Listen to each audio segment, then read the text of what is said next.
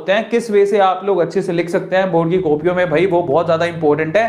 Because आपको जब number दे रहे होंगे तो आपकी शक्लें नहीं दिखेंगी, उन्हें आपकी कॉपियां दिखेंगी और आपने कॉपियों में क्या लिखा है वो दिखेगा। ट्राई टू अंडरस्टैंड, ठीक है। पहला टिप क्या है, रीड द क्वेश्चन केयरफुली। सबसे बड़ी समस्या ये है कि हम लोग क्वेश्चन को ध्यान से पढ़ते नहीं है। मैं उसका रीजन बताता हूं क्यों। जब हम एग्जाम देने जाते हैं हम वैसे ही बहुत नर्वस होते हैं, और नर्वसनेस बुरी बात नहीं है, होना चाहिए, लेकिन ओवर नर्वसनेस नहीं होना चाहिए। इतने ज्यादा मत घबरा जाओ कि आप क्वेश्चन में लिखा हुआ है यहां पर इनकरेक्ट और आप पढ़ रहे हो करेक्ट, आपने छोटे छोटे शब्द छोड़ दिए जिससे आपका क्वेश्चन का आंसर ही गलत हो गया। तो ये बहुत बड़ी समस्या है। नर्वसनेस की वजह से ऐसा होता है एज अ ह्यूमन बीइंग, पर ज्यादा नर्वसनेस की वजह से ज्यादा गलतियां होती हैं। तो बेटर है कि शुरू में आप अपने आप को काम रखो, क्वाइट रखो और आराम से पूरे सवाल को पढ़ो। अगर आप शुरू में 1-2 सवाल अच्छे कर देते हो तो आपका मोराल बूस्ट हो जाता है। फिर उसके बाद आप चकदे फट्टे नब्दे गिल्ली, सुबह जलंधर शाम नु दिल्ली। टिप नंबर 2 क्या है, अटेम्प्ट ऑल द क्वेश्चंस। पता है मैं अपने बोर्ड एग्जाम के बारे में बताता हूं आपको। मेरा बोर्ड एग्जाम का ना, मतलब जब भी मैं बोर्ड एग्जाम देने जाता था, सिंपल फिलॉसफी थी मेरी। क्या फिलॉसफी थी, कैसे भी हो जाए मुझे सारे क्वेश्चन अटेम्प्ट करने हैं, कैसे भी हो जाए मुझे सारे क्वेश्चन अटेम्प्ट करने हैं। और अगर आप लोग सारे क्वेश्चन अटेम्प्ट करते हो तो आपको पास और अच्छे नंबर से कोई रोक तो नहीं सकता। जब आप सारे, अगर मान लो आपने को किसी, आप एक क्वेश्चन बड़ा अच्छे से आता था, लगे हो उसके अंदर लिखने में, लगे हो, अरे बस करो यार, कितना लिखोगे। इस चक्कर में आपके 2 क्वेश्चन छूट जाएंगे, वो तो क्वेश्चन 4 ही नंबर का है। तो अगर आप लोगों ने फिलॉसफी बना ली आज ही कि मैं एग्जाम में बैठने के बाद सारे क्वेश्चन, ऐसा कोई क्वेश्चन होगा ही नहीं जिसको मैं छोड़ दूं, मैं सारे क्वेश्चन जरूर लिख के आऊंगा। ये मेरी एक पेट स्ट्रेटजी थी जो आप लोगों को भी अपनानी है कि मैं कोई क्वेश्चन छोड़ूंगा नहीं, मुझे कुछ भी आता है उससे रिलेटेड मैं पक्का लिख के आऊंगा। Now that's very very very important thing. अगर आपको पास होना और अच्छे नंबर बनाने हैं तो ये स्ट्रेटजी आप लोगों को ध्यान रखना है। इसका मतलब क्या हुआ पता है, अगर आप सारे क्वेश्चन करने की सोच रहे हो तो आप लोगों को जितने क्वेश्चन का मार्क्स लिखे हुए हैं सामने की, एक नंबर का है या 2 नंबर का है, जितने मार्क्स लिखे हुए हैं उसी हिसाब से आप लोगों को आंसर लिखने चाहिए। आ रहा है समझ में। अब हम चलते हैं थर्ड पॉइंट की तरफ, right to the point answers in PCB. अब देखो ये पॉइंट और पिछला पॉइंट एक दूसरे से रिलेट करता है। अगर आप लोगों ने सोच लिया कि मेरे को पूरे क्वेश्चन करके आने हैं तो आपको यह भी ध्यान रखना पड़ेगा कि आपको टू द पॉइंट ही आंसर लिखने पड़ेंगे।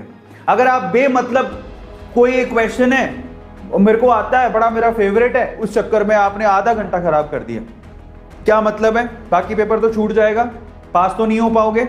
तो इतनी चाहत किस बात की है, आ गया समझ में। सो प्लीज आप अपना समय बर्बाद ना करें। तो ये अननेसेसरी बेमतलब का लिखना चिकना कोई फायदा नहीं है। आप टू द पॉइंट आंसर दें। कभी साइंटिस्ट का नाम लिखते हो कि लंबी की लाइन लिखते हो, तो नंबर उतने ही मिलने हैं। जो पहला सीधे लिख दोगे तब भी 1 ही मार्क मिलेगा, नहीं लिखोगे तब भी 1 ही मार्क मिलेगा, तो फालतू के झंझट पालने ही क्यों। आ रहा है समझ में। तो ये पॉइंट नंबर 4 क्या है, right answers in points only. मतलब आप देखो, मैं आपको समझाता हूं थोड़ा सा। आप इस किसी टॉपर की ये कॉपी है और ये सबसे बेहतरीन तरीका होता है किसी भी क्वेश्चन के आंसर को लिखने का। आप क्या करो, आप पॉइंट्स बनाओ। सबसे पहले पॉइंट बनाया, उसको अंडरलाइन किया और उसके आगे पॉइंट, और ये सबसे अच्छा तरीका होता है। और जितने भी आपके एग्जामिनर होते हैं ना, इसको बेस्ट तरीका मानते हैं, क्योंकि उन्हें ना ये पॉइंट पढ़ने को मिल गया। इसका मतलब आपका ये कि आपको क्वेश्चन का आंसर आता है। लगातार मत लिखो, कई बच्चे से लगातार आंसर लिख देते हैं, वो गलत है। आपको पॉइंट बना के आंसर लिखने चाहिए, और ये सबसे बेहतरीन तरीका होता है किसी भी क्वेश्चन का आंसर लिखने का, क्योंकि उसे मालूम पड़ जाता है कि तुम लोग बेसिकली ब्रेक भी दे रहे हो और तुम लोग क्वेश्चन के आंसर के बारे में जानते भी हो। लिखना चाहिए। 5वें पॉइंट की तरफ चलते हैं, highlight important points with underline out. This is really very important. Okay, क्या कहने की कोशिश कर रहा हूं जरा देखो। मान लो आपसे क्वेश्चन आ गया, व्हाट इज बायोटेक्नोलॉजी, ठीक है। सो आपने लिखा biotechnology is equals to biology plus technology. So in that case अगर आप कोई पैराग्राफ लिखने जा रहे हो व्हाटएवर, तो उसमें जो सबसे इंपॉर्टेंट जो आपका पॉइंट है ना, उसको अंडरलाइन करो तुरंत। और ये बहुत इंपॉर्टेंट चीज है। कई बच्चे मैंने देखे, लड़कियां स्पेशली हाइलाइटर लेके जाते हैं तो वो हाईलाइट भी करते हैं इंपॉर्टेंट पॉइंट को। तो बेसिकली जो आप अंडरलाइन करते हो ना, अंडरलाइन लाइंस ही पढ़ के वो आपको नंबर देता है। फालतू की बकवास जो एग्जामिनर पढ़ता नहीं, क्योंकि उसके पास समय नहीं होता। तो आपको ध्यान रखना है कि आप लोगों को प्रॉपरली बराबर से अंडरलाइन करना भी बहुत ज्यादा जरूरी है। 6ठे पॉइंट पर चलते हैं। Point number 6, add flow charts and diagrams. Now bio के बच्चों के लिए तो बहुत इंपॉर्टेंट है। अगर आपके सामने कोई सवाल आता है तो उसका आप डायग्राम प्रॉपरली बना के आओ, बहुत इंपॉर्टेंट है। और जब आप डायग्राम बना रहे हो तो आप अच्छे से उनके जो नेमिंग है कि कौन सी चीज क्या है उसको भी आप अच्छे से लिखो, डायग्राम को अच्छे से पेंसिल से ड्रॉ करो। इसके अलावा आप एक और तरीका आजमा सकते हो क्वेश्चन के आंसर देने का, and that is flow chart. ठीक है, देखो आप साइंस के बच्चे हो, जरूरी नहीं है आपको पैराग्राफ में लिखना है।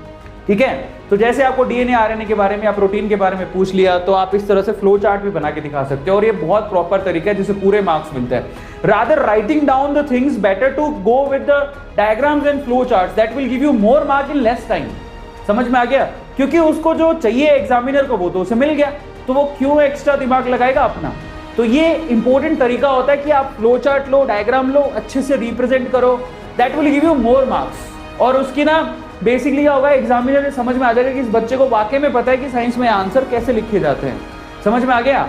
7वां पॉइंट पर चलते हैं, इंक्लूड एग्जाम्पल्स एंड आंसर्स। आप अपने जो भी क्वेश्चन पूछा गया है उसमें आप लोग एग्जाम्पल को साथ साथ में लिखो। जैसे मान लो कोई डेफिनेशन लिखी है, डेफिनेशन लिख देता है कि व्हाट इज हाइब्रिडाइजेशन, सपोज करो। सो आप लोगों ने लिख दिया कि hybridization is this is this, example दे दो साथ में, क्या जाएगा आपका? सिर्फ डेफिनेशन से काम नहीं चलता, उसके एग्जाम्पल भी साथ में दो। हमेशा याद रखो कि आपको कोई सवाल पूछा गया है तो आप ट्राई करो उसके एग्जाम्पल दो, क्योंकि उससे तब समझ में आ जाएगा कि इस बच्चे को क्या है, बेसिकली एग्जाम्पल से समझ में आएगा कि वाकई में आपको ये कॉन्सेप्ट अच्छे से आता है कि नहीं आता। 8वां point, answer in proper serial order section wise. ये ना मैं आप लोगों को रेकमेंड करूंगा, मैं आप लोगों से ये कहूंगा कि देखो सपोज करो कि आपके सामने पेपर है और पेपर में ना आपको सी सेक्शन अच्छे से आता है, लेकिन है ना एग्जामिनर जो होते हैं ना, आप मान के चलो जो कॉपियां चेक करते हैं ना, उनके पास बहुत कम समय होता है और कॉपियां बहुत ज्यादा होती हैं, और उनके पास एक पेपर दिया जाता है कि भैया ये पेपर आया था, आप चेक कर लो। अब क्या ना उसका दिमाग घूम जाएगा, अगर मान लो आपने सी सेक्शन को पहले कर लिया तो वो तो पेपर में देखेगा ये सवाल है और तुमने कुछ और ही लिखा हुआ, इतना समय नहीं होता उसके पास, वो समय नहीं है इसके पास कि वो चेक करेगा। बेटर है कि, और ये बहुत इंपॉर्टेंट एक्सरसाइज है, आप लोग ध्यान रखना है, आप पहले सेक्शन ए को, और मान लो उसमें पहला सवाल नहीं आता तो जगह छोड़ दो, लेकिन प्लीज आप सेक्शन को मेंटेन करते हुए चलो, सेक्शन ए फिर बी फिर सी, प्लीज ज्यादा फेरबदल मत करो। मैं होशियारी झाड़ के मैं तो सी सेक्शन को पहले लिखूंगा, उस चक्कर में तुम्हारे को प्रॉब्लम भी हो सकती है। बेटर कि आप सेक्शन वाइज चलो, सेक्शन ए को पहले, फिर सेक्शन बी को, फिर सेक्शन सी को, जिससे उसके पास पेपर होगा तो वो अच्छे से चेक कर पाएगा, उसको ज्यादा ना वो नहीं होगी। जरा समझो, हर किसी एग्जामिनर है उसको चिढ़ होने लग जाती है, क्या लिख रहा है ये, समझ में आ रहा है, फिर वो आप नंबर काट लेगा बेमतलब। 9 point, don't put too many crosses. अब ये भी बहुत सारे बच्चों की प्रॉब्लम होती है, कॉपियां वो लिखते नहीं है, वो कॉपियां खराब कर रहे होते हैं। समझ में आ गया?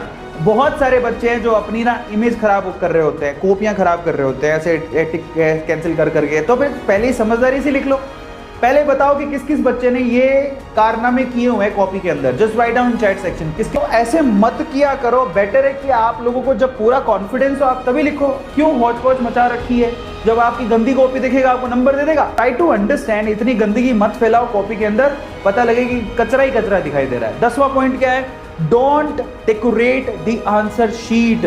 कई बच्चे बहुत होशियार होते हैं, बराबर टू द पॉइंट लिखो, इतनी डेकोरेशन मत कर दो कि सामने वाला कहे कि मैं डेकोरेशन के नंबर दूंगे, तुम्हारे मार्क्स के नंबर दूं, तुम्हारे कॉन्सेप्ट के नंबर दूं, किस बात के नंबर दूं। ठीक है, तो प्लीज आप ये काम मत करो।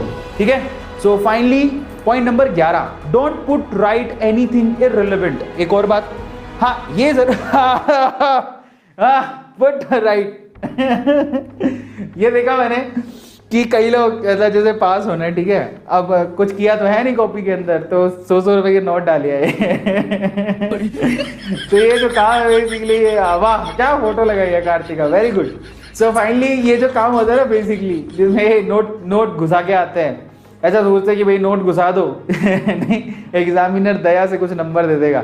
कई लोग नोट घुसा देते हैं, कई लोग अपने ना भगवान की ऊपर वाले की फोटो डाल देते हैं कि अल्लाह के नाम पे कुछ दे दे बाबा ऐसा भी लिख के आते हैं। सो इन दैट केस आप प्लीज मत करो ऐसा, कोई फायदा नहीं है, गुस्से में आके वो सारे आपके नंबर काट लेगा, आपको फेल भी कर सकता है। सो ऐसे इररिलेवेंट काम आपको बिल्कुल करने नहीं चाहिए, समझ में आ गया? करना आपको इररिलेवेंट चीज, इररिलेवेंट लिखना। गुरुजी ऐसे कई तो हाथ जोड़ लेते हैं, गुरुजी प्लीज मार्क दे देना, पापा मारेंगे, मम्मी मारेगी, मेरे पापा को दिल का दौरा पड़ जाएगा नहीं नहीं, कई लोग ऐसा भी लिख देता है, अगर मैं फेल हो गया तो मेरे पापा को, कई एक टीचर को ऐसा लिख दिया बच्चे ने, अगर मैं फेल हो गया तो मेरे पापा को दिल का दौरा पड़ जाएगा, और मेरे पापा को दिल का दौरा पड़ गया तो उसके जिम्मेदार सिर्फ और सिर्फ तुम होगे एग्जामिनर अगर तो पास नहीं किया था, जब ऐसी चीजें लिखते हो उसकी क्या गलती है, तुम भी पढ़ के जाओ। तो ट्राई टू अंडरस्टैंड प्लीज। उसके बाद क्या है 12, maintain speed from the beginning. शुरू से ही ना स्पीड बना के चलो, पेपर कभी कभार लेंथी आता है, तो बेटर है कि आप शुरू से अगर अच्छा लिखोगे, तेज स्पीड से लिखोगे, तो डेफिनेटली आप बाद में रिव्यू भी कर पाओगे, वो आपके लिए अच्छा है। लेकिन शुरू में काफी लोग बहुत ज्यादा नर्वस होते हैं, घबराए हुए होते हैं, तो उनको लगता है पता नहीं क्या ही हो जाएगा।